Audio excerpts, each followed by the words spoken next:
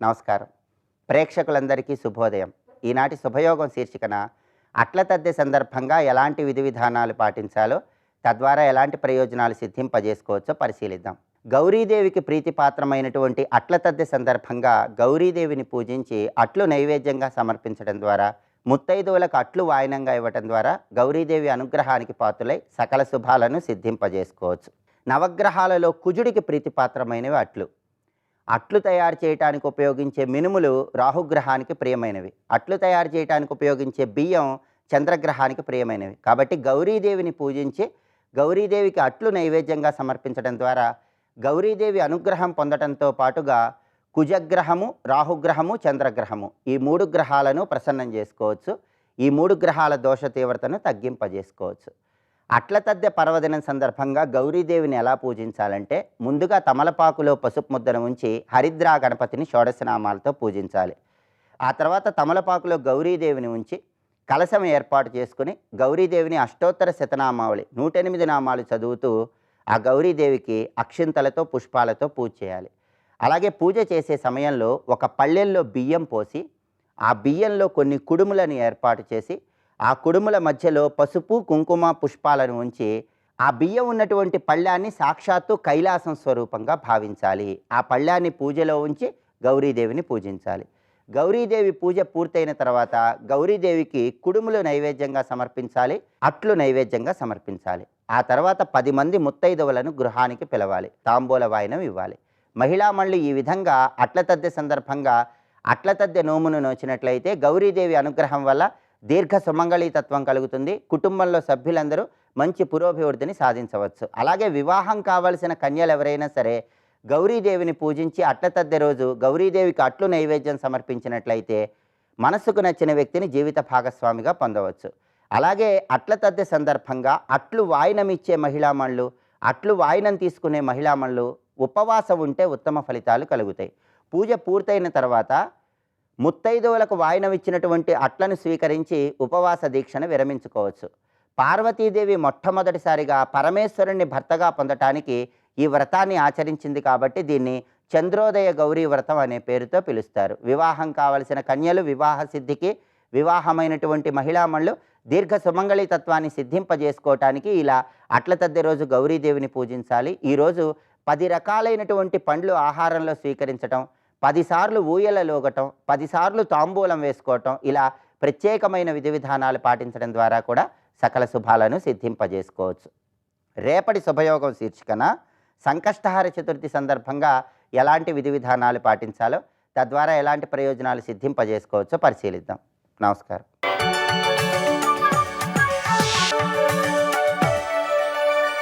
నందకిశోర నవనీత చోర నాద విహార శ్రీధర, నందకిశోర నవనీత చోర నాద విహార శ్రీధర.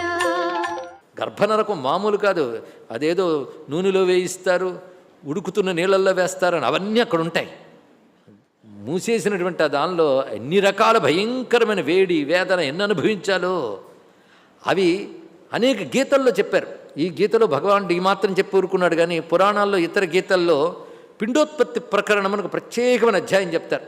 ఈ విషయం భాగవతంలో కూడా కొంత మేరకు స్మరించారు. కపిల గీతలో కనబడుతుంది మళ్ళీ పిండోత్పత్తి ప్రకరణం. ఈ పిండోత్పత్తి ప్రకరణం మన కథ. అంటే మనం అనుకుంటున్న దేహం ఎలా తయారైందో చెప్తాడు. అప్పుడు ఆలోచిస్తే ఇదంతా నేను అనుకుంటున్నాను, కానీ ఇది రాకముందు నా దశ ఏమిటి, ఏ దశలో ఉన్నాను, తండ్రి దేహంలో ఎలా ఉన్నాను, తల్లి దేహానికి వచ్చాక ఒక్కొక్క ఆకృతి ఎలా తెచ్చుకున్నాను, అసలు నా స్వరూపం ఏమిటి, బుద్భుతప్రాయమైందా నా స్వరూపం, నవమాసాల వరకు ఎదిగిందా నా రూపం, ఇప్పుడు వచ్చిన ఇంతదా, రేపు వాలబోయే అంతదా, ఏది నా స్వరూపం ప్రశ్న వస్తుందండి ఇది. అందుకే నిన్ను నువ్వు అబ్జర్వ్ చేయి, దాన్ని అబ్జర్వ్ చేయన్నాడు. నిన్నే కాదు, నీలాంటి క్షేత్రాలు చాలా ఉన్నాయి, వాటిని అబ్జర్వ్ చేసి నేర్చుకో. అన్నీ నాకొస్తే నేర్చుకుంటాను, అవతల వాడికి వచ్చింది కదా జాగ్రత్త పడు. కానీ అబ్జర్వ్ చేయి, అందరినీ అబ్జర్వ్ చేయి. నీకు కొన్ని వచ్చాయి, కొన్ని ఇంకొకరికి వచ్చాయి, నీకంటే సీనియర్స్ ఉన్నారు కదా. ముసలితనం ఎంత బాధాకరమనేది ఇతరుల ముసలితనంలోంచి చూసి తెలుసుకో. అందుకే ఇక్కడ అనుదర్శనం అనే మాట చాలా చక్కగా చెప్పాడండి. జన్మ, మృత్యు, జర, వ్యాధి, దుఃఖ. రెండవది జర, అన్నిటికంటే భయంకరం అదేనండి. అదే జరామరణాలు లేకుండా ఉండాలని అందరూ అంటారు, కానీ నాకు యవ్వనం లేకుండా ఉండాలని ఎవడండు. అక్కడ బాగా బాడీ పనిచేస్తుందిగా. అది జరామరణ మోక్షాయ భగవానుడు కూడా చెప్పాడు ఇదివరకు అధ్యాయంలో. అది జన్మ మృత్యు జరా వ్యాధి. వ్యాధి కాకపోతే బ్రతుకంతా ఎన్ని రకాల వ్యాధులు, బ్రతికే వ్యాధి అంటారు జ్ఞానులు, దాన్ని భవరోగం అని పేరు పెట్టారు. ఎన్ని రోగాలు, వాటి దుఃఖములు బాగా నువ్వు గ్రహించినట్లయితే మళ్ళీ శరీర తాదాత్మ్యాలు జన్మల మీద వైరాగ్యం వచ్చి తీరుతుందయ్యా అన్నాడు. అప్పుడు నీకు మరి పుట్టకూడదు అనిపిస్తుంది. పుట్టకూడదు అన్నానంటే నా జ్ఞానం కావాల్సిందే. అందుకే ఎవడైతే ఈ దోషానుదర్శనం చేస్తాడో వాడికి మాత్రమే జ్ఞానం తెలుసుకుని అర్హత ఉంటుంది అన్నాడు ఇక్కడ. ఎందుకంటే ఈ దోషం తెలిస్తే కదా దాని ఆనందం యొక్క రుచి తెలుస్తుంది, తెలుసుకోవాలని తపన ఉంటుంది. కానీ సాధకుడు ఉండవలసినది ఈ దోషానుదర్శనం. దీనికి అనుదర్శనం అనే మాటకి భగవత్పాల్ వారు ఆలోచనం అన్నారు ఇక్కడ. ఆలోచించు, థింక్, ఆలోచించు. ఎదగని పసితనంలో వాడు పడుతున్న అవస్థను చూస్తూ ఉన్నప్పుడు ఓహో ఈ దశ దాటొచ్చానే, ఎంత దౌర్భాగ్యమైన అవస్థ, మళ్ళీ అది నాకు రాకూడదు అనుకో. ఏది చెప్పినా అర్థం కాని దశ, అక్కడి నుంచి బయటకు వచ్చేసావు కానీ మళ్ళీ అది రాకూడదు అనుకోవాలి. ఆ తర్వాత నువ్వు వెళ్ళబోయే దశ నీకు కనబడుతుంటుంది తాతల రూపంలో, ముత్తాతల రూపంతో. అది నీ తర్వాతి దశ. ఆ స్థితిని అర్థం చేసుకో. అప్పుడు ఏం చేయాలి? బాలస్తావత్ క్రీడాసక్తక తరుణస్తావత్ తరుణీసక్తక వృద్ధస్తావత్ చింతాసక్త పరే బ్రహ్మణి కోపి నసక్త అని తెలుస్తుంది. అందుకే ఆ దోషానుదర్శనం చేస్తే దీని మీద మమ అనే భావం పోతుందండి. ఇది నాది, ఇది నేను అనుకోవడానికి అసహ్యం వేస్తుంది, ఇదా అనిపిస్తుంది. అది పనికొస్తుంది దేనికి? జ్ఞానానికి. అందుకే జ్ఞానంలో ఒక భాగం చెప్పాడు. ఆ తర్వాత అసక్తి అనభిష్వంగ. అసక్తి, అసక్తి అనభిష్వంగం రెండు ఉండాలన్నాడు. అసక్తి అనభిష్వంగం దేని యందు? ఆయనే పక్కన చెప్పాడు చూడండి. పుత్రదార గృహాదిషు, పుత్రదారా గృహాదిషు అన్ని ఆదిషు అన్నప్పుడు మొదలైన ఏది తీసుకో, మూడేనా అనుకోవద్దు, మొదలైన అన్నాడు ఇక్కడ. అందుకే నా వాళ్ళు అనుకునే వాళ్ళందరూ కూడా ప్రతి వాడు మమాన్ తగిలిందా ఇబ్బంది పడిపోతావు. ఒక్కసారి తగిల్చుకున్నావా అంత జ్ఞాని అయిన భరతుడు కూడా లేడిని మమ అనుకుంటే అంత పడిపోయాడు. సక్తత వల్ల వచ్చే దోషం అది. అందు ముందు అసక్తత అనేది, ఆసక్తత, అశక్తత కాదు. రెండు సకారాలు ఉన్నాయని తెలియాలి ఇక్కడ. అశక్తత అంటే అసమర్థత, అసక్తత సక్తుడు కాకుండా ఉండుట అంటే అంటుకోకుండా ఉండాలండి ఇక్కడ. పుత్రదార గృహాదుల యందు అంటుకొనకుండా ఉండే స్థితి చాలా ప్రాక్టీస్ చేయాలి. ఇది అంటే వాళ్ళ నుంచి పారిపోవడం కాదు, అవి పారిపోతే మరొకటి వచ్చాయి. అంటుకొనుట, కొన్ని విషయాలు నీకు బాగా ఎక్కువ అటాచ్మెంట్ ఉండే పేర్లు చెప్పాడు మూడు. పుత్ర దార గృహ ఆదిషు, పుత్రేషణ, దారేషణ, గృహేషణ, ధనేషణ ఇత్యాదులు ఇంకా చాలా ఉన్నాయి. కీర్తి ఇత్యాదులన్నీ కూడాను వాటన్నిట్లో నువ్వు వాటిలోనూ ఉన్నావు. అదొకటి పెద్ద బాధ. నువ్వు వాటిలోనూ ఉన్నావు కనుక అసక్త అన్నమాట వేశారు ఇక్కడ. అంటకుండా ఉండు, ఆసక్తి లేకుండా ఉండు. శక్తి ఆసక్తి రెండు ఒకటేనండి, దానికి ఉపసర్గ చేరింది అంతే. ఆసక్తి కూడదు. అనభిష్వంగ, అభిష్వంగం కూడా కూడదు అన్నాడు ఇక్కడ. ఇదేంటయ్యా ఒకటి చెప్పేశారు కదా, మళ్ళీ ఇది ఎందుకు చెప్పడం అంటే నీకు తెలియదు. కానీ లోకంలో దాని మీద ఆసక్తి ఉండకుంటే ఎన్నిటి మీద ఆసక్తి లేకుండా ఉండొచ్చండి మనం. కానీ కొన్నిటి యందు ఆసక్తి చాలా తీవ్రంగా ఉంటుంది. అలాంటివి పుత్ర దార గృహ వీటన్నిటి యందు ఉంటుందండి ఇక్కడ. పుత్రదార గృహ దిశు అభిష్వంగం అంటే పరిష్వంగం అనే మాట విన్నారు కదా, కౌగిలించుకోవడం. అభిష్వంగడు గట్టిగా పట్టించుకోవడం. ఇంకా వాటినే అలా పట్టుకు వేలాడుట. ఇది ఎవరైతే తన ధర్మమైనటువంటి గృహము అలాగే పతి పత్ని వీటిని విడిచిపెట్టి తిరుగుతాడో వాడికి భగవంతుడు కూడా అనుగ్రహించాడు, అది వేరే విషయం. అవి ఉండాలి. ఇక్కడ అభిష్వంగం వేరు, ధర్మం వేరు. అందుకే ఈ విషయం మనకి భాగవతంలో చక్కగా చెప్తారు. ఎలా ఉండాలి ఆ గృహాల్లో అంటే చూసేవాళ్ళందరూ మేమంటే ఎంత ప్రేమో అన్నట్టు ఉండాలట. కానీ ఒక్కడి మీద కూడా ప్రేమ ఉండకూడదు. అది ఇక్కడ నటన అంటే అవసరం, బతుకే నటన తెలుసుకోండి. ఎవరిని ఏడిపించకూడదుగా, అదొకటి ఉంది ఇక్కడ. కానీ వాళ్ళు ఆనందింపజేస్తుండాలి. ఆహా అవునా అనాలి, అంత మరేం చేస్తాం. పిల్లాడు వచ్చిన అన్న ఎంత నీకు 1000 రూపాయలు ఇస్తున్నాను కాగితం మొక్క పెడతాడు. ఎంత ప్రేమో నాకు 1000 రూపాయలు ఇచ్చావయ్యా అంటాడు. నిజంగా 1000 రూపాయలా కాదు, నిజంగానే 1000 రూపాయలు వచ్చిన ఆనందమా. అలాగే అందరి దగ్గర ఉండన్నాడు ఇక్కడ. అందుకు అనభిష్వంగ అంటే పూర్తిగా వాటి యందు లీనమగుట అనేది ఉండరాదు. దీని భగవత్పాదులు వారు అంటారు అనన్యాత్మ భావన లక్షణ అభిష్వంగ అన్నాడు ఇక్కడ. అంటే అది లేకపోతే నేను లేను, అదే నేను అనే భావం. నువ్వు లేకపోతే నేను లేను, నువ్వే నేను, నేనే నువ్వు. అది ఏదో ప్రేమ, అది విడిచిపెట్టి ఉండలేడు. ఆఖరికంటే తానెంతో అదంతా అన్నంతగా లోకంలో విషయాలతో మనం కలిసిపోతాం. నాకు వాడికి భేదం లేదంటే అంత కలిసిపోయింది అనమాట అర్థం. అది అభిష్వంగం అంటే అర్థం. అలాంటి అభిష్వంగం దేనితోనూ పెట్టుకోకయ్యా, పెట్టుకుంటే పొందవలసినవి పొందలేవు. ఎందుకంటే ఇవన్నీ మీరు పరిశీలించండి, ఇవి లాగేస్తుంటాయి. ఈ లాగేసినవి వదిలేయమంటున్నాడు ఒక్కొక్కటి కూడా. అంటే ఆసక్తి అనభిష్వంగ పుత్రదార గృహాదిషు, ఈ 2 లక్షణములు వీటన్నిటి యందు. నిత్యంచ సమచిత్తత్వం ఇష్టానిష్ట ఉపపత్తిషు, ఇష్టమైనవి కలిగినా అనిష్టమైనవి కలిగినా సమచిత్తంతో ఉండడం నేర్చుకో. ఎందుకంటే ఇవి నీ ప్రయత్నాల వల్ల కలగట్లేదు, నీ ప్రారంభంలో కలుగుతున్నాయి. ఆ కలుగుతున్నప్పుడు సమచిత్తంతో ఉండడం ప్రాక్టీస్ చేయాలి. తేలిక కాదు కనుక సాధన మీద తెచ్చుకోవాలి. ఇవన్నీ కూడా ఆ సమచిత్వం తెచ్చుకో. ఇంతవరకు చెప్పినవన్నీ కదా, అసలు గట్టిది చెప్తున్నాడు చూడండి చివరికి వచ్చేటప్పటికల్లా. ఇవన్నీ ఒక ఎత్తు, ఇది ఒక్కటి ఒక ఎత్తు, ఇది చాలా గట్టిగా పట్టుకోవాల్సింది. మయిచ అనన్యయోగేన భక్తి అవ్యభిచారిణి, నాయందు అనన్యమైన యోగంతో కూడిన అవ్యభిచారిణి భక్తి కలిగి ఉండాలి. ఇంతవరకు చెప్పినవి కూడనివి ఇది అవసరమైనది. అంటే విడిచిపెట్టాల్సినవని చెప్పాడు, ఇక్కడ పట్టుకోవాల్సింది గట్టిగా చెప్తున్నాడు. ఇది చాలా అవసరం సుమా. ఏది? పరమాత్మయందు అనన్యయోగముతో కూడిన అవ్యభిచారిణి భక్తి, ఇది చాలా అవసరం. భగవద్భక్తి లేనప్పుడు సాధనలన్నీ వ్యర్థములు. ఇప్పుడు తను చెప్పబోతున్న క్షేత్రజ్ఞ ఏ జ్ఞానం ఉందో అది అల్టిమేట్ జ్ఞానం. ఆ జ్ఞానానికి అవసరం భక్తి. భక్తి లేని వాడికి ఆ జ్ఞానం లేదు.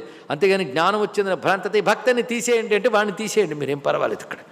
కానీ భక్తి ఎంత అవసరమో భగవానుడు చెప్తున్నాడు. ఏదైతే 12వ అధ్యాయంలో చెప్పాడో, దేనికి మెట్లు ఏకాదశాధ్యాయంలో వేశాడో, తేషాం సతతయుక్తానాం భజతాం ప్రీతిపూర్వకం దదామి బుద్ధియోగంతం ఏన మాముపయాంతితే. ఆ బుద్ధి యోగం మీద తర్వాత చెప్పబోతున్నాడు. ఉండవలసింది అక్కడేం చెప్పడం మర్చిపోలేదు కృష్ణుడు కదా. తేషాం సతతయుక్తానాం భజతాం ప్రీతిపూర్వకం అనే మాటని ఇక్కడ మయిచ అనన్యయోగేన భక్తి అవ్యభిచారిణి. అభితః చరతి, అన్ని వైపులా తిరగడం, పైగా విశేషేణ వివిధ విధాలుగా అటు ఇటు తిరగకుండా నిలబెడితే అవ్యభిచారిణి. అది అనన్యం, ఇంకొక చింతన లేకుండా ఈశ్వరుని యందు నిలబడితే ఆయన తప్ప మరొకటి లేదు అనే భావంతో ఉంటే అనన్యం. స్వస్తి.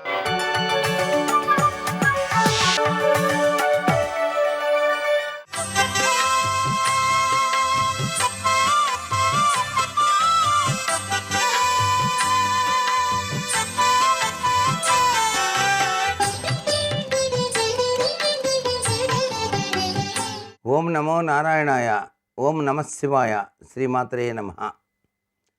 ఈరోజు అట్ల తద్ది భోగిగా ప్రతి ఒక్కరూ కూడాను వ్యవహరిస్తారు. ఈనాడు ప్రాతకాలంలో ఆడపిల్లలందరూ కూడాను తలంటి పోసుకొని పెరుగు గోంగూర పచ్చడితో అన్నం ముద్దలు తిని తాంబూలం కూడా వేసుకొని గోరింటాకు పెట్టుకొని ఊయలలు ఊగేటువంటి సాంప్రదాయ లక్షణం మనకు కనిపిస్తుంది. దీని వెనకాల దాగిన పరమార్థం ఏమిటి అంటే, ఆరోగ్యప్రదమైనటువంటి జీవన విధానానికి ఇది బాగా సహకరిస్తుంది. అందుకనే గోరింటాకు పెట్టుకున్నటువంటి వారికి కుజదోషాలు ఉంటే పటాపంచలైపోతాయి. గోరింటాకు పెట్టుకున్నట్లయితే పురుషులు స్త్రీలు కూడా గృహయోగం సిద్ధిస్తుంది అని కూడా మనకు శాస్త్రంలో చెప్పారండి. అందుచేత గోరింటాకును తక్కువగా అంచనా వేయడానికి వీల్లేదు.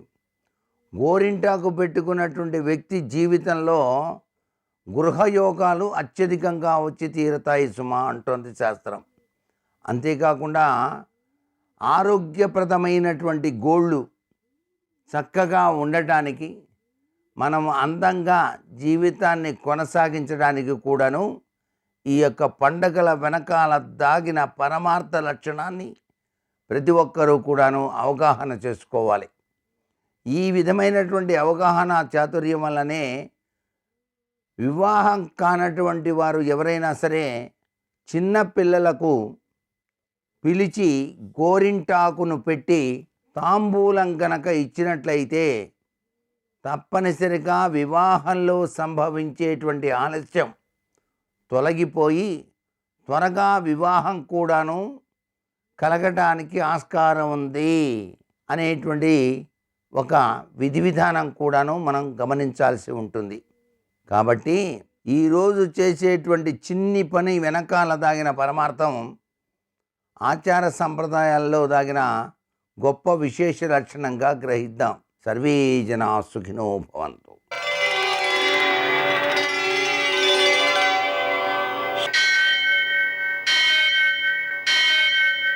सहस्रशीरुषं देवं विश्वाक्षं विश्वशम्भुवं विश्वं नारायणं देवमक्षरं परमं पदं विश्वतः परमां नित्यं विश्वं नारायणगुं हरिं विश्वमेवेदं पुरुषस्तद्विश्वमुपजीवति पतिं विश्वस्यात्मेश्वरगुं शाश्वतगुं शिवमच्युतं नारायणं महाज्ञेयं विश्वात्मानं परायणम्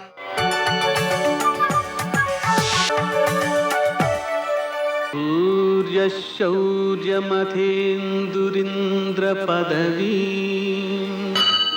सन्मङ्गलं मङ्गलम् మర్కటేశ మహోత్సాహ సర్వశోక వినాశన శత్రువును సంహరమాం వృక్షశ్రియంతాపయమే ప్రభో. నేటి కాలమాన విశేషాలను గమనిద్దాం. స్వస్తి శ్రీ చాంద్రమాన శోభకృన్నామ సంవత్సరం దక్షిణాయనం శరదృతువు ఆశ్వయుజమాసం కృష్ణపక్షం మంగళవారం. సూర్యోదయం 6:17 సూర్యాస్తమయం 5:41. తిథి తదియ రాత్రి 9:34 వరకు. నక్షత్రం రోహిణి రాత్రి 3:58 వరకు.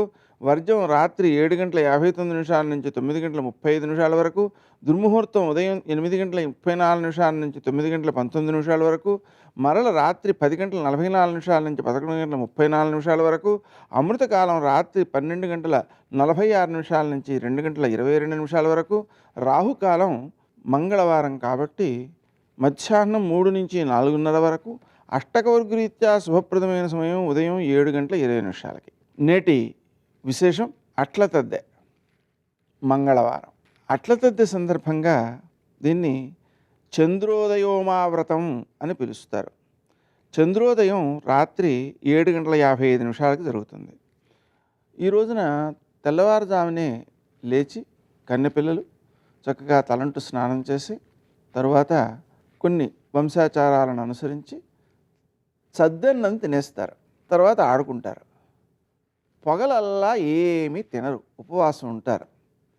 మళ్ళీ చంద్రోదయం అయిన తర్వాత అట్లు 16 అట్లు పోసి వాటిని వాయనమిచ్చి 16 అట్లు నైవేద్యం చేసి ఇలా ఆ వ్రతాన్ని ఆచరిస్తారు. ఈ వ్రతంలో ఉన్న విశేషం ఏంటంటే ఈ వ్రతాచరణ చేసినటువంటి వారికి అనుకూలుడైన యవ్వనవంతుడైన భర్త, ఆరోగ్యవంతుడైన భర్త లభిస్తాడు అనేది అక్కడ సంప్రదాయం అన్నమాట. తర్వాత మంగళవారం కాబట్టి శ్రీ గణేశ రుణంచింది అనే మంత్రాన్ని జపం చేసుకోవడం, రుణమోచక గణేశ స్తోత్రం, రుణమోచక అంగారక స్తోత్రం, రుణమోచక నృసింహ స్తోత్రం పారాయణ చేసుకోవడం అప్పుల భారాన్ని తొలగిస్తుంది. ఈ అప్పులు అనేటువంటివి కనిపించే అప్పులే కాదు, కనిపించని అప్పులు, చిన్న అప్పులు చాలా ఉంటాయి. అంటే మనం ఇతరుల నుంచి ఏదైనా సహకారం తీసుకోవడం కానీ, చిన్న చిన్న అప్పులు చేసి మర్చిపోవడం, మనం మర్చిపోవడం, వాళ్ళు మర్చిపోవడం లాంటివి కానీ ఏమున్నా వాటి దోషాలు తొలగడం ద్వారా మోక్షానికి ఆటంకాలు తొలగుతాయి. అలాగనే హనుమాన్ చాలీసా పారాయణ చేయడం, అప్పాలు నివేదన చేయడం, సింధూరపు పూజ కానీ ఆకు పూజ కానీ చేయడం, ఈ కార్యక్రమాల ద్వారా కోర్టు కేసుల్లో కానీ, పరీక్షల్లో కానీ, అలాగే ఆటల పోటీల్లో కానీ విజయాలు సిద్ధిస్తాయి. నేటి ఆణిముత్యాలు.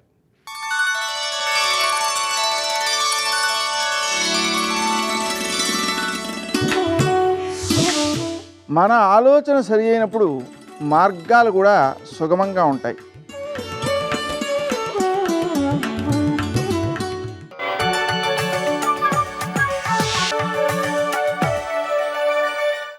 सर्वमङ्गलमाङ्गल्ये शिवे सर्वार्थसाधिके शरण्ये त्र्यम्बिके देवी नारायणि नमोस्तुते. అమ్మవారు కూడా అదే తత్వంతో నీటి యొక్క శక్తిగా ఆవిడ ప్రకాశిస్తూ ఉంటుంది. అలా ప్రకాశించినటువంటి కారణం చేత ఆ తల్లి ఈ సమస్తమైనటువంటి జగత్తుల యొక్క సృష్టికి, స్థితికి కారణం. ఆ నీరు లేకపోతే అసలు ఏ ప్రాణి కూడా నిలబడదు. ప్రాణములు నిలబడడానికి ప్రధానమైన కారణము అని చెప్పబడేది ఏది అంటే నీరొక్కటే. ఆ నీటికి ఒక ప్రత్యేకమైనటువంటి శక్తి ఉంది. అది కేవలం ప్రాణములను నిలబెట్టడం ఒక్కటే కాదు, అసలు ప్రాణములతోటి శరీరముతోటి ఉండడం వల్ల వచ్చేటటువంటి ప్రయోజనం, భగవంతుని యొక్క మార్గంలో ప్రయాణం చేసి భగవంతుణ్ణి చేరుకోవడానికి కావలసినటువంటి అధ్యవసాయాన్ని బుద్ధి యందు పొందడానికి ప్రయత్నం చెయ్యడం. అలా చెయ్యడానికి ప్రధానమైనటువంటి అంగం ఏది అంటే స్నానము.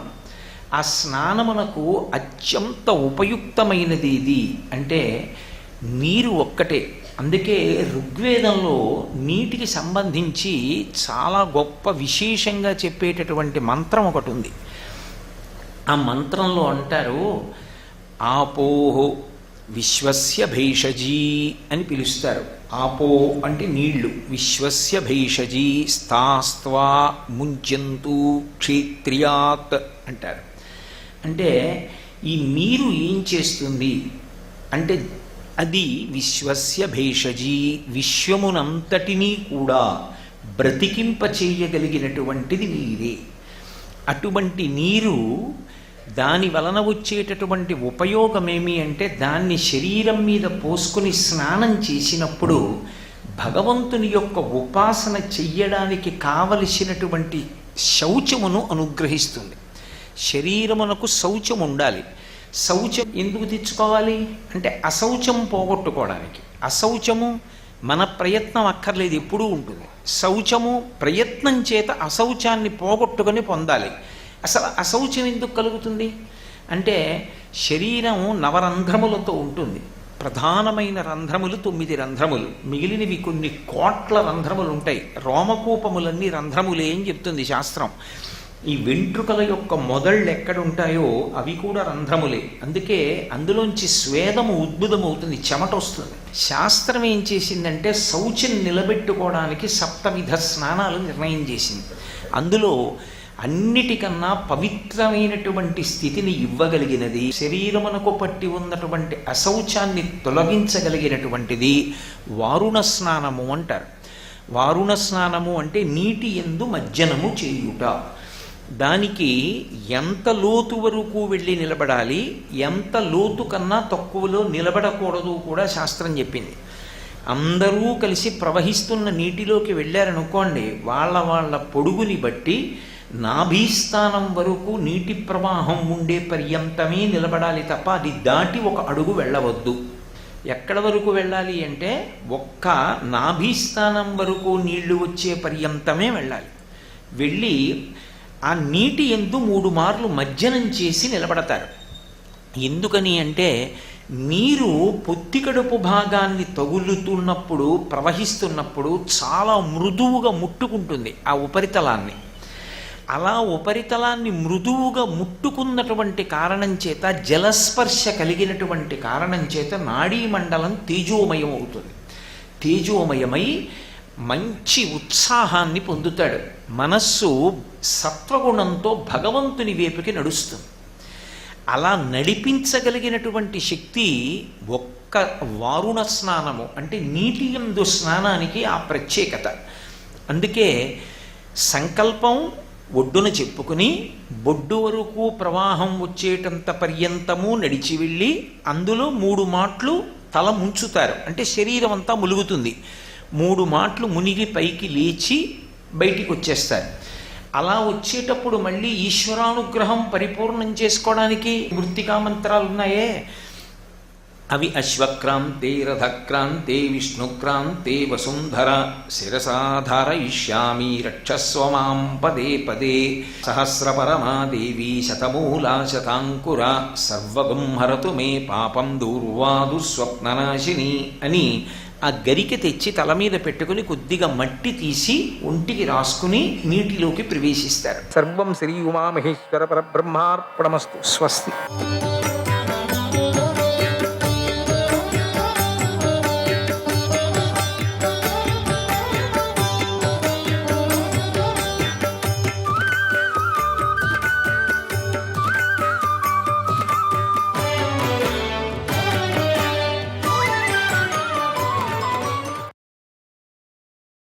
బ్రాహ్మణుడు అతడితో, అలాగే నీతోనే వస్తాను, నువ్వు జాగ్రత్త అని ఇంకా ముందుకు నడిచాడు. అట్లే నడుచుకొని పోతున్నాడు. అప్పుడు ఒక పెద్ద మనిషి ఇంట్లోంచి వేగంగా బయటకు వచ్చాడు. బ్రాహ్మణ్ణి చేతిని బట్టి లాగుతూ ఇలా అన్నాడు, మా ఇంట్లోకి రండి అన్నాడు. పంతులు గారు, బొమ్మలు గారు, లోపలికి రండి. ఏమిటి సాహసం? మీరు మాకు కావాలి, ఈ ఊరికి కావాలి. ఎందుకంటే మీరు మా అందరికీ మంచి చెడులు చెప్తారు, ఈ ఊరిని నడిపిస్తున్నారు. మీరు లేకపోతే మీ పుణ్యాత్ములు కాలేము, దుష్టులమైపోతాము. కనుక దయచేసి ఏనుగు వైపు వెళ్ళకండి, నా మాట వినండి, రాండి లోపలికి. మా ముఖం చూసి ఇక్కడే ఉండండి, లేదా వెనక్కు పారిపోండి. మాకు మీరు ముఖ్యం, మీ ప్రాణం ముఖ్యం. మీకేం కావాలో చెప్పండి, మీకు అన్ని సౌకర్యాలు కల్పిస్తాం. ఇంట్లోకి రండి, అసలు ఇల్లు వదిలేస్తాం, మేము సగం ఇల్లు వదిలేస్తాం మీకేనే, మీరు సుఖంగా ఉండండి ఇక్కడ, ఏనుగు వైపు మాత్రం వెళ్ళకండి అని నమస్కారం చేసి చెప్పాడు. అని లాగి వస్తున్నాడు, చేయబట్టుకొని లాగుతున్నాడు. ఇంతలో ఏనుగు పెద్దగా ఘీంకరించిన శబ్దం అక్కడ వినిపించింది పెద్దగా. దాంతో ఆ పెద్ద మనిషి చాలా భయపడ్డాడు. బ్రాహ్మణుని చేతిని వదిలేసి వేగంగా లోపలికి వెళ్ళి తలుపులు వేసుకున్నాడు భద్రంగా. బ్రాహ్మణుడు మాత్రం నిర్భయంగా ఏనుగు ఎదురుగా వెళ్ళాడు. ఏనుగు పరిగెత్తుకుంటూ బ్రాహ్మణుడి మీదకి వచ్చేసింది. అప్పటి వరకు వీధులలోనూ ఆ నగరంలోనూ మేమే వీరులం, మేమే శూరులం, మేమే మనగాళ్ళం అని చెప్పుకుంటూ అందరినీ బెదిరిస్తూ తిరుగుతున్న వాళ్ళు అందరికన్నా ముందు పరిగెత్తి చెట్లపైకి ఎక్కి కూర్చున్నారు. ఒక్కరూ లేరు. వీరులు, సూర్యులు, దండ పావుపండలు, దండ పిండాండలు అందరూ ఒక్కరూ లేరు. చాలా చాలా చెప్పుకున్నారు, ఒక్కరూ లేరు. కొందరు 7 అంతస్తుల మేడపైకి ఎక్కి అక్కడ వెళ్ళి కూర్చున్నారు, పైకి వెళ్ళి. కొంతమంది ప్రజలు గోడెక్కి చూస్తున్నారు ఏమవుతుందో, మరికొంతమంది చెట్లెక్కి చూస్తున్నారు, ఇంకొంతమంది ఇళ్లలోని కిటికీలోంచి తొంగి తొంగి చూస్తున్నారు. ఏనుగు ఈ పంతులను తొక్కేస్తుందేమో, లేదా తొండంతో పట్టుకొని గిరగిర తిప్పి విసిరేస్తుందేమో. ఇప్పుడు మాత్రం ఈ రెండిటిలో ఏదో ఒకటి ఖచ్చితంగా జరిగి తీరుతుంది అనుకుంటూ ఆసక్తితో చూస్తున్నారు అందరూ కూడా ఏమవుతుందో అని. పంతులు గారు తప్పకోండి అని అరుస్తున్నారు. ఇంతలో ఏనుగు వేగంగా పరిగెత్తుకొని వచ్చింది. బ్రాహ్మణుడు నిర్భయంగా దానికి ఎదురుగా వెళుతున్నాడు. ఆయన ఏదో ఏదో గుణ అనుకొని వెళుతున్నారు. ఇద్దరి మధ్య దూరం తగ్గిపోయింది. ఇక ప్రదేశమంతా నిశ్శబ్దమైపోయింది. కొంతమంది పిరికివారు ఆ ఘోరాన్ని చూడలేక కళ్ళు మూసుకున్నారు. చాటుగా ఉండి చూస్తున్న కొంతమంది ధైర్యవంతులు మాత్రం ఇలా అనుకున్నారు, ఇక ఈ బ్రాహ్మణుడు ఈ ఏనుగు చేతిలో హరి అంటాడు, భగవంతుడా ఈయనకు కాపాడు అనుకున్నారు కొంతమంది. అంతలో ఒక విచిత్రం జరిగిపోయింది. వేగంగా పరిగెత్తుతూ వచ్చినటువంటి ఏనుగు టఫీమని నేల మీద కూర్చుంది. ఎంత ప్రేమతో తొండాన్ని పైకెత్తి బ్రాహ్మణుడి చేతిని పట్టుకుంది. బ్రాహ్మణుడు ఆ ప్రేమతో దాని తొండాన్ని నిమిరాడు, దాని శరీరాన్ని తాకాడు. దాంతో ఏనుగు శాంతించింది. ఇంతలో ఈ వార్త రాజుగారికి తెలిసింది. ఆయన ఎంతో ఆశ్చర్యపోతూ అక్కడికి వచ్చాడు. బ్రాహ్మణుడి పాదాల నమస్కారం చేసి ఇలా అన్నాడు, అయ్యా, మీరు ఈ నగరాన్ని కాపాడారు, ఈ ప్రజలను కాపాడారు, లోకోత్తరమైన పని చేశారు. ఇది మీకెలా సాధ్యమైంది? మదమెక్కిన ఈ ఏనుగు మీకెలా వశమైంది? మీరెలా దీనిని శాంతిపరిచారు? ఎలా లొంగ తీసుకున్నారు? ఏ మంత్రంతో లొంగింది? ఇది మీ మాట వినటానికే మీరే దేవతను తలుచుకున్నారు, ఏ దేవతను తలుచుకున్నారు, ఏ మంత్రసిద్ధిని పొందారు అని ప్రశ్నల మీద ప్రశ్నలు వేశాడు. నాకు ఒక యంత్రం ఇవ్వండి అన్నాడు. ఇదే పని కదా మనుషులది. అప్పుడు బ్రాహ్మణుడు చిరునవ్వు నవ్వుతూ ఇలా అన్నాడు, ఓ మహారాజా, ఇది నా గొప్పదనం కాదు, నా మహిమ కాదు, నా నేర్పు కాదు, నా శక్తి కాదు, నా యుక్తి కాదు. ఇదంతా భగవద్గీతలోని 16వ అధ్యాయం యొక్క గొప్పతనం, 16వ అధ్యాయం యొక్క మహిమ. ఆ 16వ అధ్యాయాన్ని భక్తితో వశం చేసుకున్న వాడికి ఏదైనా వశమవుతుంది. నేను ప్రతిరోజు కృష్ణ పరమాత్మను పూజిస్తాను. భగవద్గీతలోని 16వ అధ్యాయాన్ని మనస్సు పెట్టి పారాయణ చేస్తూ ఉంటాను. నేను ఇప్పటిదాకా మనస్సులో 16వ అధ్యాయాన్ని పారాయణం చేస్తూనే ఉన్నాను. అందుకే నన్ను చూడగానే ఏనుగు మెత్తబడింది, నా మాట వింది అన్నాడు. ఇంతలో భటులు వచ్చి ఏనుగును తీసుకొని వెళ్ళి గజశాలలో కట్టారు. దాన్ని చూసి నగరంలో ప్రజలందరూ ఊపిరి పీల్చుకొని ఎంతో సంతోషించారు. బ్రాహ్మణుని మెచ్చుకున్నారు. బ్రాహ్మణుడి పాదాలకు నమస్కారం పెట్టారు. ఇంతలో రాజుగారు బ్రాహ్మణుని తన భవనానికి తీసుకువెళ్ళి 1,00,000 బంగారు కాసులు ఇచ్చాడు. బ్రాహ్మణుని పూజించి ఇలా అన్నాడు, ఓ మహాత్మా, నాకు కూడా దయచేసి గీతలోని 16వ ఉపదేశించండి. నేను కూడా శ్రీకృష్ణ పరమాత్మ అనుగ్రహాన్ని పొందుతాను. నాకు ఈ భాగ్యాన్ని కల్పించండి. రాజ్యంలో ఏమైనా ఉపద్రవాలు సంభవిస్తే నేను కూడా ఈ 16వ అధ్యాయ పారాయణంతో సరిదిద్దుతాను. నాకు ముఖ్యంగా నా రాజ్యం బాగుండాలి, నా ప్రజలు బాగుండాలి. వారు ఏ కష్టాలు పడకూడదు, వారిని ఏ వ్యాధి పీడించకూడదు. అందుకే నాకు 16వ అధ్యాయాన్ని ఉపదేశించండి అని కోరాడు. ఆ మాటలు విని బ్రాహ్మణుడు సంతోషిస్తూ ఇలా అన్నాడు, ఓ మహారాజా, నీది ఉత్తమమైన కోరిక. ఈ 16వ అధ్యాయ పారాయణంతో రాజ్యం బాగుంటుంది, ప్రజలు బాగుంటారు. ఈ అధ్యాయాన్ని కనుక ధారణ చేస్తే, అంటే ధరిస్తే, ఎలాంటి ఉపద్రవాలు రావు అని 16వ ఉపదేశించాడు. రాజుగారిని ఆశీర్వదించి అక్కడి నుంచి వెళ్ళాడు. ఇక ఆ రోజు నుంచి రాజుగారు ప్రతిరోజు 16వ అధ్యాయాన్ని పారాయణం చేయాలని నియమం పెట్టుకున్నాడు. మొదటి రోజున ఒక శ్లోకాన్ని మాత్రమే చదివాడు. అప్పుడు ఆయనకు ఏనుగు గుర్తొచ్చింది. దాని గురించి ఆలోచిస్తూ ఆయన మనస్సులో ఇలా అనుకున్నాడు, ఈ మధ్యనే ఏనుగు మారిపోయింది, విచిత్రంగా ప్రవర్తిస్తుంది, నన్ను చూడగానే మీదకు వస్తుంది, ఘీంకరిస్తుంది, తొండాన్ని విసిరేస్తుంది. ఇప్పుడు నేను 16వ అధ్యాయాన్ని శ్రద్ధగా నేర్చుకున్నాను. ఇప్పుడు నేను దాని దగ్గరికి వెళతాను, ఏం చేస్తుందో చూస్తానని అనుకొని గజశాలకు వెళ్ళాడు. వాడి చేత దాని కట్లు విప్పించేశాడు. మొత్తం భయం లేకుండా దాని ఎదుటికి వెళ్ళి నిలబడ్డాడు. అది ఝీంకరించలేదు, తొండాన్ని విసరలేదు. నేల మీద కూర్చొని ప్రేమతో తొండమెత్తి రాజును ఆశీర్వదించింది. రాజుగారు దాని ప్రేమకు కరిగిపోయాడు. ఓ గజరాజా, నువ్వు నన్ను మంచి దారిలో పెట్టావు, నాకు మంచి బుద్ధిని ప్రసాదించావు, నీకు నమస్కారం. నాకు గీత మీద ప్రీతి కలిగించావు, 16వ అధ్యాయం నాకు వచ్చేలాగా చేశావు, గీతాపారాయణ పుణ్యాన్ని లభింపజేశావు, నీకు నమస్కారం అని ఏనుగుకు సాష్టాంగ నమస్కారం చేసి తన భవనానికి వెళ్ళాడు. ఈ ఘటనలన్నీ చూసిన ప్రజలు కూడా మారిపోయారు. యథా రాజా తథా ప్రజ అన్నట్టుగా సూక్తి కదా, ఆ ప్రకారంగానే ప్రజలు రాజును చూసి తాము కూడా 16వ అధ్యాయాన్ని నేర్చుకున్నారు. ప్రతిరోజు పారాయణ చేసి తరించారు. కొన్ని రోజులకు రాజుగారు వృద్ధుడయ్యాడు.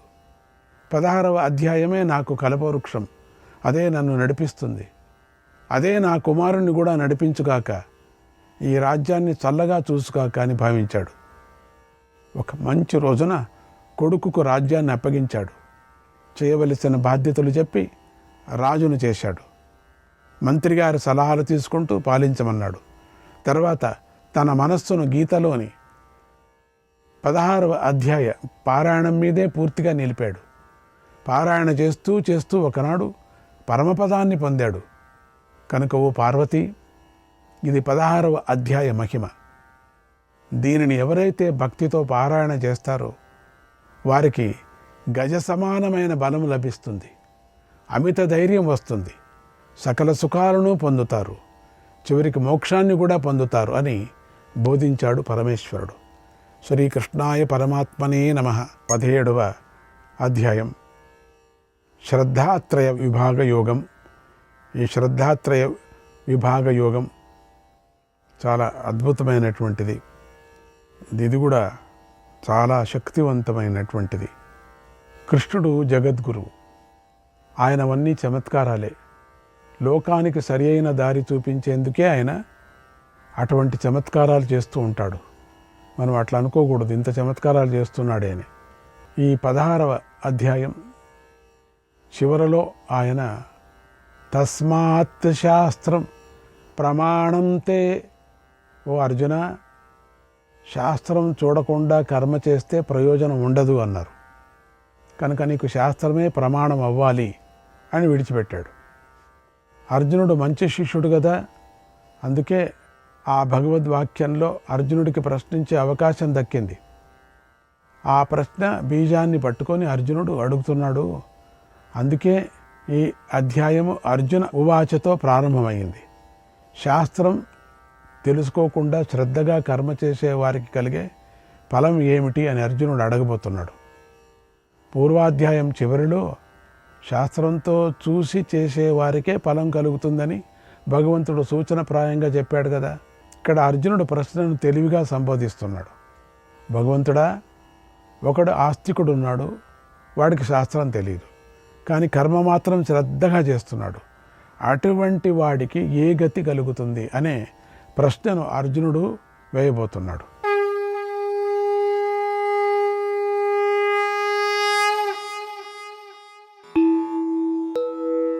అథ సప్తదశోऽధ్యాయః శ్రద్ధాత్రయ విభాగయోగః. అర్జున ఉవాచ ఏ శాస్త్రవిధిముత్సృజ్య యజంతే శ్రద్ధయాన్వితాః తేషాం నిష్ఠా తు కా కృష్ణ సత్వమాహో రజస్తమః. అర్జునుడు ఇలా అన్నాడు, ఓ కృష్ణ, ఎవరైతే శాస్త్రవిధిని విడిచిపెట్టి శ్రద్ధతో కూడిన వారై పూజలు వ్రతాలు మొదలైనవి చేస్తున్నారో అటువంటి వారి నిష్ఠ ఎటువంటిది? అది సత్వమా, రజస్సా లేదా తమస్సా అనేది అర్జునుడి ప్రశ్న. వాళ్ళ గతి ఏమిటి? అర్జునుడు ఏ విశేషణాలు లేకుండా ఇటువంటి వారు అటువంటి వారు అనేవి ఏవీ చెప్పకుండా ఎవరైనా సరే శాస్త్ర విధిని అంటే శాస్త్ర విధానాన్ని, శృతి స్మృతులు అనే శాస్త్రం యొక్క శోధనను విడిచి శ్రద్ధతో కూడిన వారై అంటే ఆస్తిక్య బుద్ధితో కూడిన వారై దేవతలు మొదలైన వారిని పూజిస్తారో వారి గతి ఏమిటి అని అర్జునుడి అభిప్రాయం. ఇక్కడ శోధన అంటే విధి మరియు నిషేధ రూపమైన వాక్యము అనే అర్థం తెలుసుకోవాలి. శృతి మరియు స్మృతి రూపమైనటువంటి శాస్త్ర విధిని విడిచిపెట్టి చేయటం అనే అర్జునుడి మాటకు అర్థం ఏమిటి అంటే శాస్త్రం తెలియకుండా పెద్దలు చేసిన దాన్ని చూడటంతోనే కలిగినటువంటి శ్రద్ధతో కూడిన వారే అని అర్థం ఇక్కడ. అటువంటి శ్రద్ధతో ఎవరైతే దేవతలు మొదలైన వారిని పూజిస్తారో వారినే మనస్సులో ఉంచుకొని అర్జునుడు ప్రశ్నించాడని తెలుసుకోవాలి. అంతేగాని ఎవరైతే ఏదైనా శాస్త్ర విధిని చూసినా కూడా దాన్ని విడిచిపెట్టి అశ్రద్ధగా విధి విధానానికి విరుద్ధంగా దేవతలు మొదలైన వారిని పూజిస్తారో అటువంటి వారిని మనస్సులో ఉంచుకొని అర్జునుడు ప్రశ్నించటం లేదు అని తెలుసుకోవాలి. ఎందుకంటే అర్జునుడు చాలా జాగ్రత్తగా శ్రద్ధయాన్వితాః, శ్రద్ధతో కూడిన వారే అని విశేషణాన్ని ప్రయోగిస్తున్నాడు.